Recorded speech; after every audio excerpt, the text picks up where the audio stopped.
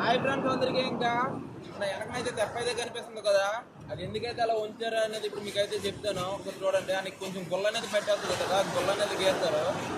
ఒకసారి అయితే గుల్ల అనేది ఎలా అయితే గీస్తారో ఒకసారి మీరే చూడండి. చూసారు కదా ఫ్రెండ్స్, తెప్పకి ఎలా అయితే గుల్ల తీస్తున్నారో. తెప్పకి అలాగే ఎందుకంటే గుల్ల తీస్తారో, గుల్ల ఎక్కువ అవడం వల్ల అయితే తెప్ప అయితే వేగంగా వెళ్ళదు, అందుకనే గుల్ల అయితే తీస్తారు. చూస్తున్నారు కదా, ఈ తెప్పతో పాటు ఇంకొక 2 తెప్పలు కూడా ఉన్నాయి. ఆ తెప్పలకు కూడా అయితే గుల్ల అయితే తీస్తుండ్రు. సముద్రంలో ఏ వస్తువైనా కొన్ని రోజులు ఉండిపోతే గుల్ల అయితే ఎక్కువగా వచ్చేస్తుంది. చూసారా ఫైనల్గా మొత్తం అయితే ఎలా చేశారో, మొత్తం అయితే తీశారు. తీసిన తర్వాత వేటకైతే వెళ్తుంది మళ్ళీ తెప్ప. చూస్తున్నారు కదా ఫ్రెండ్స్, మళ్ళీ ఒక మంచి వీడియో అయితే మళ్ళీ కలుసుకుందాం ఫ్రెండ్స్.